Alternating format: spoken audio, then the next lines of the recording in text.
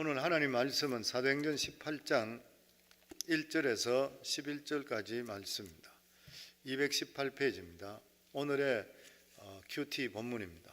사도행전 18장 1절에서 11절까지 말씀입니다. 218페이지 같이 읽습니다. 그 후에 바울이 아덴을 떠나 고린도에 이르러 아굴라라 하는 본도에서 난 유대인 한 사람을 만나니 글라우디아가 모든 유대인을 명하여 로마에서 떠나라 한 거로 그가 그 아내 브리스길라와 함께 이탈리아로부터 새로 온지라 바울이 그들에게 가매 생업이 같음으로 함께 살며 일을 하니 그 생업은 천막을 만드는 것이더라. 안식일마다 바울이 회당에서 강론하고 유대인과 헬라인을 권면하니라. 실라와 디모데가 마게도냐로부터 내려오매 바울이 하나님의 말씀에 붙잡혀 유대인들에게는 예수는 그리스도라 밝히 증언하니 그들이 대적하여 비방하거늘 바울이 옷을 털면서 이르되 너희 피가 너희 머리로 돌아갈 것이요 나는 깨끗하니라. 이후에는 이방인으로 가리라 하고 거기서 옮겨 하나님을 경외하는 디도 유스라는 사람의 집에 들어가니 그 집은 회당 옆이라. 또 회당장 그리스보가 온 지방과 더불어 주를 믿으며 수많은 고린도 사람도 듣고 믿어 침례를 받더라. 밤에 주께서 환상 가운데 바울에게 말씀하시되 두려워하지 말며 침묵하지 말고 말하라. 내가 너와 함께 있으며 어떤 사람도 너를 대적하여 해롭게 할 자가 없을 것이니 이는 이 성중에 내 백성이 많음이라 하시더라. 1년 6개월을 머물며 그들 가운데 하나님의 말씀을 가르치니라. 아멘. 사도 바울은 하나님께서 유럽 쪽으로 마게도냐 쪽으로 복음을 전가하라는 그러한 말씀을 듣고 환상을 보고 나서 빌립보 그리고 데살로니가 베레아 그리고 아덴 이렇게 쭉 내려오면서 지금의 그리스 땅이죠. 쭉 이렇게 복음을 전가합니다. 그리고 나서 지금 그 마게도냐 쪽으로 마지막으로 이 고린도 쪽에 들어오게 됩니다. 그 아테네에서는 사도 바울이 복음을 전가했지만 그것이 그렇게 효율적으로 복음이 전거되지 않았던 것이에요. 거기에서 철학자들과 함께 논쟁을 많이 했던 것이에요. 논쟁을 하면서 우리가 하나님을 아는 것 그리고 오직 유일한 신은 하나님밖에 없다. 그러면서 신론, 기독교론 여러 가지 이런 식으로 사도 바울은 워낙 석학이니까 그렇게 대화를 나누고 그들에게 전거했는데도 불구하고 그곳에서는 많은 사람들이 예수를 믿지를 않았습니다. 사도 바울은 굉장히 좀 침체된 그런 상태에 이 고린도 쪽에 왔습니다. 왜냐하면 자기가 복음을 전거했는데 되돌아보고 나니까 느끼는 것이 뭐냐면은 이 복음이라는 것은 선포인 것이지 그 사람들을 설득시키는 것이 아니구나. 자기가 알고 있는 이러한 지식을 통해서 내가 많이 알고 있는데 이것이 훨씬 더 우월하다고 해서 상대편이 결코 설득되는 것이 아닌 것이에요. 그러니까 복음 자체의 능력이 있기 때문에 복음만 전가하면 되는 것이. 그래서 사도 바울은 고린도에 와서는 홀로단신으로 내려와. 아직까지 이 디모데와 실라는 위쪽에 있는 것이고 자기는 내려와서 그곳에서 복음을 이제 전가하는 오직 예수 그리스도는 주라. 이 복음만 전거하게 되는 것이에요. 그런데 이 고린도는 우리가 잘 알고 있듯이 항구도시고 상업도시입니다. 상업도시고 비즈니스가 왕성하고 항구도시의 특징이 뭐냐는 것 같으면 이 퇴폐 문화잖아요. 퇴폐 문화. 그런데다가 고린도에는 보면 그곳에 그 아프로디테의 신전, 메인 신전이 거기 있고 수많은 거기에 그 여사제들 그러니까 공창과 똑같이 이러한 것들이 있었습니다. 그러니까 굉장히 문란했던 것이에요. 성적으로 문란하고 그리고 거기에다 복음을 전거하고 이렇게 되는 것이 이게 결코 쉬운 일이 아니었던 것이에요. 그러니까 나중에 이 사도 바울은 두려운 마음이 들었다고 할 정도까지 어려움을 당했던 그러한 장소가 그것이었습니다. 아테네에서는 학문과 문학 그리고 이 고린도에서는 상업과 그리고 또 항구도시 완전히 상반된데 그곳에서 성적으로 더하고 문란했는 것. 굉장한 이게 더더욱이나 그 당시만 하더라도 동성애부터 해서 또 그리고 1000명 이상의 여사제들이 어떤 공창 역할을 했기 때문에 그곳에서 복음을 전거되며 거룩하고 깨끗하고 올바른 삶을 산다고 하는 이게 들어가는 게 너무 힘들었던 것이에요. 그 CNN 뉴스에 그 인터넷 뉴스에 읽어보니까 CNN 쪽은 제가 읽어보면 느끼는 게 뭐냐면 그 동성애를 상당히 조장하고 옹호하는 그런 방송이라 그래 자꾸 느껴져요. 왜냐하면 메인 앵커가 동성애잖아요. 메인 앵커가 동성애인데 거기에 보니까 그런 말이에요. 캐토릭에서 동성애를 받아줬다고 하는데도 불구하고 캐토릭이 실제적으로 보면 개신교와 다른 것이 별로 없다. 그렇게 나와 있어요. 그러면서 캐토릭에서 지시를 했는 게 뭐라 그랬냐면은 동성애의 성향을 가지고 있는 사람은 브레싱을 하되 동성애 어떤 성적 관계를 맺는 것은 그것은 브레싱할 수 없다. 그렇게 했던 거예요. 그런데 여기에 대해서 그러니까 우리 개신교, 기독교하고 거의 같은 생각을 가지고 있다. 이 개신교도 뭐냐면은 죄인은 사랑하되 죄인은 미워하라. 우리 똑같잖아요. 우리가 동성애자를 미워하는 거예요? 아니잖아요. 사랑하잖아요. 그럼에도 불구하고 죄는 미워하거든. 그 캐토릭도 지금 똑같은, 아직까지도 같은 그건 것이에요, 보면. 그런 걸 가지고 있는데 교황이 이제 좀 더 우리가 뭐 새롭게 더 그들을 받아줘야 되겠다 뭐 이런 것을 이야기를 했는데, 그런데 거기서 나와 있는 게 뭐냐면 아직도 이게 진전이 없기 때문에 굉장히 그 동성애 쪽에서는 디프레스되어 있다. 그러면서 하는 말이 교황이 자이언트 스텝을 가지고 이걸 포용하고 빨리 나가야 된다. 교황이 저리 있으면 안 된다. 이렇게 막 크게 적어놨더라고요. 제가 보니까. 그러니까 옛날이나 지금이나 이 동성애 관계는 계속적으로 문제가 되는 것이에요. 성경 말씀에 보면 동성애는 돌로 쳐서 죽이라고 그랬잖아요. 뭐 성향이 있는 것은 어떻게 할 수 없지만 이게 실제적으로 옮겨지는 것은 문제가 보통 많은 게 아닌 것이죠. 그런데 여기 고린도에서는 이거는 이것보다 더했던 것이에요. 더더구나 그 당시에 1000명 이상의, 그러니까 자기들이 섬기는 신을 섬기는 여자들이, 사제들이 어떤 그런 성적으로 그렇게 하고 있으니까 이 남자들의 생각이 거룩한 여인들하고 어떤 관계를 맺기 때문에 죄가 아니라 이 생각하는 거예요. 그러니까 이 전체가 굉장히 문란했습니다. 그래서 고린디안 그러면은 성적으로 문란한 자 이렇게까지 사람들이 인식을 했던 거, 여기에 들어갔던 것이에요. 그런데 여기에 사도 바울이 들어갔는데 거기서 사도 바울의 또 하나의 평생 동력자를 만납니다. 그게 누구냐면은 브리스길라와 아굴라를 만나죠. 사도 바울이 바나바와 헤어지고 나서 정말 마음이 상해서 헤어졌던 것이죠. 마음이 상해서 헤어지고 2차 전도여행을 떠나면서 자기 평생의 동력자 첫 번째 사람 만난 사람이 디모데잖아요. 자기가 낳은 아들이 되는 것이에요. 영적인 아들입니다. 그러니까 디모데는 사역자예요. 목회자예요. 그리고 두 번째로 만난 사람이 바로 이 고린도에서 브리스길라와 아굴라. 그러니까 어려움이나 힘든 일로 인해 있다 하더라도 하나님께서는 하나님의 일을 할 때는 항상 하나님의 사람을 준비해 주시는 것이에요. 이 브리스길라와 아굴라는 사도행전적인 뿐만 아니라 오늘날 예수 믿는 사람들에게 가장 평신도들의 부부로서 본을 받아야 될 사람, 그러한 부부가 바로 브리스길라와 아굴라입니다. 왜냐하면 이 사람은 나중에 가서 사도 바울에게 목숨까지 내놨던 사람이니까, 복음을 위해서. 우리 1절에서 저희들 3절까지 다시 한번 같이 읽습니다.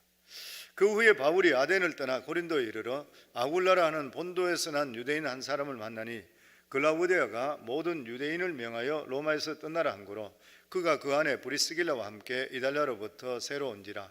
바울이 그들에게 가매 생업이 같으므로 함께 살며 일을 하니 그 생업은 천막을 만드는 것이라. 이 부분은 원래 로마에 살던 유대인이었습니다. 그런데 이 글라디우스의 칙령에 따라서 로마를 떠나라, 그렇게 해서 로마를 떠나서 지금 고린도에 살고 있는 것이에요. 그런데 이들의 직업은 사도 바울과 똑같은 그런 직업이야. 지금으로 이야기하면은 이 사람들은 복음을 전하더라도 목사는 아니었던 것입니다. 생업에 종사하면서 헌신된 평신도 사역자들이었습니다. 교회에서는 브리스길라와 아굴라 같이 직업을 가지고 있으면서 살아가는 삶은 주님께 초점이 맞춰져 있는 사람. 어느 때든지 복음을 위해서 직업을 버릴 수 있는 사람, 정말 이런 사람들이 교회에 정 필요한 것이에요. 보면 이 부분은 신실하게 목회자인 사도 바울을 도와서 세계 복음에 앞장섰던 사람, 자기 집을 가정교회로 오픈했던 사람, 이 사람이 사도행전적인 평신도의 모델이었습니다. 우리 교회에서도 교회 직분자가 되기 위해서는 꼭 집을 오픈하며 목자가 되어야 된다고 그러잖아요. 왜냐하면 영혼을 관리하지 못하게 되면, 영혼에 대해 사랑하고 그 사람을 통해 힘들고 어려움 당하는데도 불구하고 그들을 케어해 주지 않는 사람이 교회 중직자로 들어오면 문제가 됩니다. 왜냐하면 교회는 행정의 문제가 아니라 영혼이 가장 중요하기 때문에 그래요. 사람의 영혼을 사랑할 수 있는 사람이 교회에 정말 정직자가 맡아야 돼요. 왜냐하면 어려움을 당해봐야 되잖아요. 한 사람 한 사람 영혼이 얼마나 귀하다는, 우리 목자들이 되면 한 사람 한 사람 때문에 속 썩이는 경우도 많고 어려움 당하잖아요. 그게 목양이거든요. 교회에 들어오게 되면 행정적으로 할 것 같으면 교회에 들어와서 일반 회사 똑같아지고 기관이 돼버려요. 교회에서는 누구든지 간에 교회 직분자들은 영혼을 사랑하고 영혼을 케어해주고 그들을 돌봐줄 수 있어야 돼요. 이게 가장 중요한 것이에요. 그래서 저희 교회는 처음부터 교회가 우리가 생길 때부터 목자들이 대표 기도한다, 직분에 상관없다, 영혼을 케어해 줄 수 있는 이런 사람이 대표 기도한다. 그래서 우리 교회는 어떤 장로님들, 이런 분들은 딴 교회에서 장로로 계시고 이런 분들 와서 저보고 대표 기도 시켜달라고 이야기하잖아요. 목사님, 제 대표 기도 좀 시켜주세요.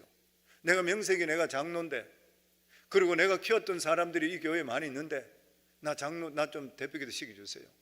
그래서 장로님 안 됩니다. 교회 목자가, 우리 교회는 대표 기도 하도록 그렇게 정이 처음부터 그래 됐습니다. 영혼을 사랑하는 사람, 물론 장로님 영혼 사랑 안 한다는 것이 아니지만 사람을 케어해 줄 수 있어야 되잖냐.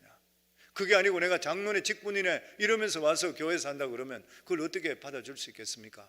교회적으로 세워졌던 하나의 어떤 뮤추얼 어그리먼트입니다. 한 3번 정도 저에게 와서 이야기하다가 제가 안 해주니까 교회를 떠나버렸어요. 그런 분들이 있었어요. 또 어떤 분들은 딴 데서 전도사 직분 받고 와서 우리 교회 와서 전도사 시키달라 그러는데, 제가 전도사 시키기 전에 우리 교회에서 목자부터 먼저 해라, 성도들부터 먼저 케어하는 것부터 먼저 해보고 그게 실제적으로 퀄리파이 되고 당신이 영혼에 대해서 그리고 성도들 케어를 잘한다 그러면 교회적으로 전도사로 세워주겠다. 그렇지 않고는 교회 못 세우겠다.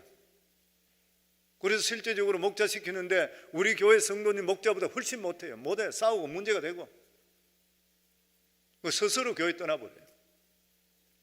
그런 일들이 있었어요. 교회에서 가장 중요한 게 뭐예요? 영혼 구원이잖아요. 그것 때문에 교회가 존재하는 일이거든. 그러니까 교회에서 직분을 가지면 가질수록 영혼에 대해서 사랑하고 케어해 줄 수가 있어야 되는 것이에요. 그러면서 이들의 직업이 뭐냐 하면은 장막 만드는 일이라 그랬습니다. 사실 그 당시에는 요즘과 같이 제도적인 그러한 교회가 이루어지지 않았기 때문에 목회자가 세우고 나서 사례를 할 수 없는 그러한 처지였던 것이요. 그러니까 모든 그때의 그 당시에 이 사도들이나 이런 사람들, 목회자들은 다 보면은 자기 직장을 가지고 일을 하면서 일을 하고 그러고 나서 안식일이 되면 복음을 전가하고 만나는 마다 사람을 복음 전가하고 뭐 그랬습니다. 근데 그 당시 이 자기 일을 하면서 했기 때문에 이 사람들을 보고 나서 전문인 선교사라 그렇게 이야기하죠. 텐트 메이커, 텐트를 만드는 사람. 요즘도 보면은 이슬람 지역이든지 이런데 복음을 공식적으로 들어갈 수 없는 그러한 장소는 전문인 선교사들만이 들어갈 수 있습니다. 목회자는 들어가서 할 수 아무것도, 다니다가 복음 전가하다 보면 잡혀 들어가 버리잖아요. 그 전문인으로 들어가서 컴퓨터 프로그래머든지 아니면 뭐 특별한 직업을 가지고 들어가서 그곳에서 일을 하면서 사람들에게 그룹을 모아서 복음을 전가하는 이 텐트 메이커. 그래서 미니스트리 중에 텐트 메이커 미니스트리라고 있어요. 따로 별도로 보면. 앞으로 가면 갈수록 저희들에게 더 필요한 것이 뭐냐면은 평신도 전문인 사역자입니다. 평신도에도 불구하고 자기 전문 기술을 가지고 있는데도 불구하고 복음을 가지고 있는 사람, 이런 사람들이 이제는 이 복음이 들어가지 않는 아랍 쪽이든지 어떤 이슬람 쪽 이런 데는 실제적으로 그 사람밖에 들어갈 수가 없게 되는 것이에요. 우리 교회도 보면 지금 아랍 쪽에 그 파송 선교사들도 있고 그 이름을 지금 나타내지 못해요. 이름을 나타내지 못하지만 우리 교회에서 실제로 어떤 표시로만 나와 있는 것이죠 보면. 그런데 그분들 다가 전문인 선교자예요. 학교 선생이든지 이런 식으로. 그런데 그 자기의 삶이 생활이 일하는 게 목적이 아니기 때문에 생활비가 필요해요 보면. 적게 일하고 그리고 많은 사람 복음을 전가하고 있는 것이 보면. 그러면서 여기 보면 4절에 안식일마다 바울이 회당에서 강론하고 유대인과 헬라인을 권면하니라. 바울은 주중에는 천막을 만들고 안식일에는 회당에서 유대인들과 헬라인들에게 복음을 전가했습니다. 그러니까 이 사도 바울이나 브리스길라와 아굴라는 살아가는 모든 삶에 자기 삶에 직장이 있는다 하는데도 불구하고 자기 삶의 초점이 복음 전거에 맞춰져 있는 것이에요. 그러니까 우리가 예수 믿고 구원받은 하나님의 백성이라 그러면, 자녀라 그러면 우리 자신들 보고 물어볼 수 있어야 돼요. 내가 직업을 위해서 사역하고 있는 것인가? 아니면 복음 사역을 위해서 내가 직업이 있는 것인가? 자녀 교육을 위해서 하나님이 있는 것인가? 하나님을 위해서 자녀가 있는 것인가? 대부분의 사람들은 자기를 위해서 하나님이 있습니다. 내 건강을 위해서, 내 사업을 위해서, 내 자녀를 위해서 하나님이 존재하는 것이에요. 나를 위해서 하나님이 계셔야 되는 것이에요. 내 직업을 위해서 하나님이 계셔야 되고 내가 성공하기 위해서 하나님이 계시는 것이에요. 무엇든지 하나님보다 내 직업, 내 삶, 내 개인이 우선되는 것이에요. 물론 직업도 거룩하고 중요합니다. 그렇지만은 직업이 우리 인생의 목표는 결코 될 수가 없는 것이에요. 하나님께서 우리에게 주신 직업의 의미가 무엇인 것입니까? 이걸 분명히 성경을 통해서 우리 자신들이 깨달을 수가 있어야 되는 것이에요. 우리가 직업을 위해서 존재하는 것이 아니라 우리가 이 세상에 존재하는, 예수 믿고 존재하는 유일한 이유가 뭐냐면 하나님의 영광을 위해 존재한다 그랬어요. 이사야 43장 21절에 보면 이 백성은 내가 나를 위하여 지었나니, 우리 모두가 하나님 자신을 위해서 지었나니 나의 찬송을 부르게 하려 함이라. 우리 자신들이 살아가는 모든 삶의 목적이 하나님을 영화롭게 하는 데 맞춰질 때에 하나님께서 우리 삶을 살아주시게 되죠. 복된 삶이 돼요. 가치 있는 인생이 되는 것이에요. 우리 세상은 세월은 이리저리 지나갑니다. 이리저리 지나가게 돼 있는데 내 자신을 위해서 살고 나면 나중에 돌아보면 남는 게 하나도 없어요.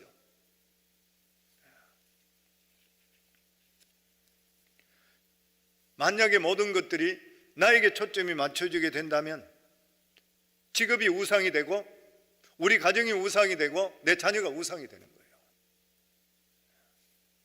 하나님께서 우리들에게 자녀를 주었습니다. 이 자녀가 하나님보다 높은가요? 그렇게 될 수가 없는 거잖아요. 우리는 자녀들이 성공하고 인격적으로 잘 자라기를 원합니다. 그러나 자녀를 위해서 하나님이 필요한 것이 아니라 하나님을 위해서 우리가 자녀를 잘 키워야 되는 것이에요. 예수 믿기 전에는 우리 자신을 위해서, 우리 자녀를 위해서, 우리 가정을 위해서가 되겠지만 예수 믿고 나서 내 인생이 그리스도로 말미암아 새로운 피조물이 되었다 그러면 우리의 멘탈리티가 바뀌어야 되는 것이에요.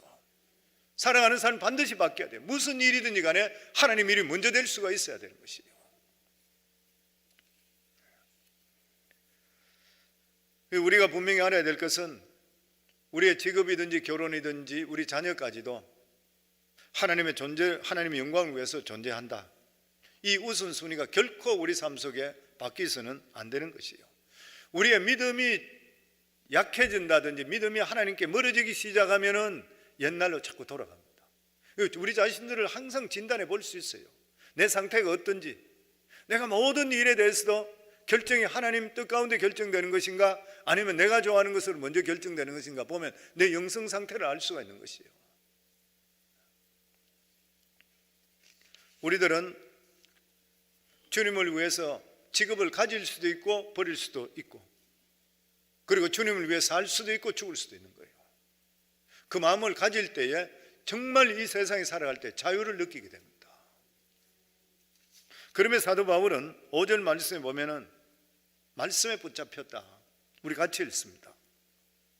실라와 디모데가 마게도냐로부터 내려오매 바울이 하나님의 말씀에 붙잡혀 유대인들에게 예수는 그리스도라 밝히 증언하니. 사도 바울은 하나님 말씀에 붙잡혔다. 사도 바울은 항상 말씀에 붙잡혀 있었습니다. 저와 우리 성도님 뭐에 붙잡혀 있습니까? 돈에 붙잡혔습니까? 아니면 성공에 붙잡혔습니까? 아니면 자식에 붙잡혀 있습니까? 우리 자신들을 돌아봐야 되는 것이에요. 사도 바울의 관심은 어디를 가든지 간에 하나님의 말씀 예수 그리스도인 것이요, 예수 그리스도를 전하는 것보다 더 귀한 것은 없었던 것이요. 그는 다메섹 도상에서 부활하신 예수 그리스도를 만나고 나서부터 그를 위해서 직업이 필요했고 그를 위해서 인생이 존재했습니다. 정말 오늘 우리 찬송가 310장 부른 것 마찬가지로 하나님의 은혜로 정말 우리 같은 자가 어떻게 구원받을 수 있습니까? 제 이야기가 그렇지만 저는 정말 언젠가 제가 이 세상을 떠나서 주님 앞에 가게 된다면 그 장례식 할 때는 이 찬송 불러달라고 그래요. 찬송가 310장. 하나님의 은혜로 어떻게 나 같은 자를 불러주셨나, 어떻게 나 같은 자에게 성령 주시고 은혜 속에 살게 해주시는가. 이거는 내가 만입이 있다 하더라도 다 감사할 수 없고 천국 가봐야 알 수 있는 일이에요. 저는 자주 지난 일들을 생각해 봅니다. 정말 어떻게 해서 하나님께서 불러주셨나. 첫째 하나님 감사하고, 둘째는 저희 아내가 예수를 먼저 믿었기 때문에 정말 내가 감사하고, 자간 어쨌든 간에 돌아보면은 어떻게 해서 불러주셨나. 내가 하나님 몰랐다 그런 것 같으면 내 인생이 뭐가 될 것인가. 정말 말할 수 없는 하나님의 은혜인 것이요. 그렇다면 뭘 위해 살아야 될 것인가. 이러한 하나님의 은혜가 나한테 확실하다면 내 살아가는 삶이 뭘 위해 살아야 되나. 때를 얻든지 못 얻든지 복음을 전가하는 건 당연한 일이잖아요. 그리고 때를 얻든지 못 얻든지 주를 위해 사는 것은 당연한 일이잖아요. 우리에게 영원한 천국이 확실히 있다면 살아가는 삶은 우리 삶 반드시 정립돼야 되는 것이에요. 그런데 이 사도 바울이 이 복음을 가장 누구에게 먼저 전했는 것이 유대인들에게 먼저 전했습니다. 사도 바울은 하나님께서 그를 부르실 때에 이방인의 사도로 불렀다고 그랬어요. 이방인의 사도로 불렀는데도 불구하고 1차 전도 여행, 2차 전도 여행 모두 다가 항상 유대인들에게 먼저 찾아갔습니다. 바울은 택한 동족인 이 유대인들이 먼저 예수를 믿어야 된다 생각했던 거예요. 그런데도 불구하고 사도 바울이 항상 핍박을 받았던 것이 유대인들이 받았어요. 그래서 그렇게 이야기해요. 사도 바울은 자기 민족을 진짜 짝사랑했다. 유대인들은 자기를 죽이려고 돌로 치려고 했는데도 불구하고 사도 바울은 자기가 받은 이 복음, 이 사람들이 복음을 갖지 않으면 영원히 멸망한다, 이걸 아니까 안타까운 마음 때문에 계속적으로 복음을 그들에게 먼저 전하는 것이에요. 모르는 사람 이방인들의 복음이 들어가니까 그 사람이 받고 그렇게 기뻐하고 변화되는데 자기들 동족들은 전한데도 불구하고 아주 냉랭하게 받아주지를 않고 오히려 배척했던 것이에요. 마치 이것은 다른 사람들에게 복음을 전가할 때 복음을 받아주는데 우리 집의 식구들, 일가 친척들, 내 가족들 전하는데 냉랭한 거 안 받아주는 것, 똑같은 거. 얼마나 가슴이 타고 아팠던 지 모르는 것입니다. 6절에 보면 그들이 대적하여 비방하거늘, 유대인들에게 복음을 전했는데 그들이 대적하여 비방하거늘 바울이 옷을 털면서 이르되 너희 피가 너희 피로 돌아갈 것이요 나는 깨끗하리라. 이후는 이방인으로 가리라 하고, 바울은 유대인들이 욕설을 퍼붓게 됐을 때에 옷에 먼지를 털어버렸습니다. 무슨 말인가? 너희 피에 대해서 나는 무죄하다. 내가 복음을 그래 증거했는데도 불구하고 네가 받아주지 않으니까 나는 너 죄에 대해서, 너 피에 대해서는 나는 무죄하다. 털어버린 것이에요. 사도 바울이 얼마나 속이 상했겠어요. 우리 형제나 친척 중에서 복음이 전한데도 불구하고 반발해서 안 받아주게 하는 거예요. 얼마나 속이 상합니까? 가족들 중에서 같은 믿음 갖지 않는 거에 얼마나 가슴 아픈지 모르잖아요. 그러면 우리 7절에서 8절을 같이 읽습니다. 거기서 옮겨 하나님을 경외하는 디도 유스도라는 사람의 집에 들어가니 그 집은 회당 옆이라. 또 회당장 그리스보가 온 집안과 더불어 주를 믿으며 수많은 고린도 사람도 듣고 믿어 침례를 받더라. 믿는 사람과 함께 있는 게 얼마나 좋은지 몰라요. 우리 일가 친척들 형제보다도 믿음의 형제가 더 가깝잖아요. 성도님 새벽기도 오시는 분들은 우리 친척들이나 형제보다 더 자주 만나잖아요. 매일 새벽마다 보잖아요. 이제 좀 코로나 바이러스가 사라지게 되고 이러면 새벽기도 오셨다가 서로 모여서 아침도 같이 하시고 교제하시고 이런 사랑의 나눔 얼마나 좋아요. 서로 기도해주고 사랑하고 그런 믿음 이야기하면서 하나님이 하시던 일들 이야기해보면 얼마나 서로 좋아요. 그러니까 믿음의 형제 자매가 함께하는 만큼 더 기쁘고 더 좋은 거 없어요. 그런데 여기 회당장 그리스도를 통해 두 가지를 배웁니다. 첫 번째가 뭐냐면 온 지방과 더불어 주를 믿으며, 이 사람 진짜 복받은 사람이에요. 사도 바울 때문에. 사도 바울의 복음을 통해 온 가정이 다 예수 믿는 것이요, 얼마나 귀한 복인지 모르는 것이요. 성도님 부부간에 손잡고 함께 나와 예배드리는 거 얼마나 귀한 복이요. 오늘도 새벽에 부부간에 같이 나와서 새벽을 같이 끼우는 진짜 복이잖아요. 어떤 분이 그런 이야기해요. 짝믿음이 얼마나 괴로운지 모른대요. 짝사랑이 힘들듯이 짝믿음이 힘든 것이에요. 혼자 그냥 믿는 거 절대 쉬운 일이 아닌 것이에요, 보면. 그런데 이 회당장 가족은 모두 예수 믿었어요. 마치 고넬료와 가정과 똑같은 것이에요, 보면. 그러면 사람들이 이 가정이 예수 믿는 거 보고 나서 같이 예수를 믿게 되었어요. 예수 믿고 저렇게 기뻐하고 행복한 모습들 보면서, 왜냐하면 예수 그리스도 우리 속에 들어오면 하나님이 주시는 평강과 자유함이 있는 것이 딴 것과 비교할 수 없잖아요. 모든 환경을 뛰어넘을 수 있는 그런 것들을 보면 주위 사람들이 같이 따라 믿는 것이죠. 그런데 이런 일이 일어나고 있는데도 불구하고 이 고린도는 워낙 음란의 도시, 귀신의 도시, 악한 것들이 많은, 이런 것들 때문에 사도 바울이 두려움이 오고 떠나려고 그랬어요. 위대한 주의 종인데도 불구하고 거기에 이 악한 세력들의 너무 압박감 때문에 자기 견디질 못했던가 봐요, 아마. 그래서 사도 바울이 떠나고 싶었던 거예요. 그럴 때에 성령께서 그에게 말씀하십니다. 그게 바로 9절과 10절 말씀 같이 읽겠습니다. 밤에 주께서 환상 가운데 바울에게 말씀하시되 두려워하지 말며 침묵하지 말고 말하라. 내가 너와 함께 있으며 어떤 사람도 너를 대적하여 해롭게 할 자가 없을 것이니 이는 이 성중에 내 백성이 많음이라. 인생의 가장 귀한 축복이 뭐예요? 하나님께서 나와 함께 하시는 거예요.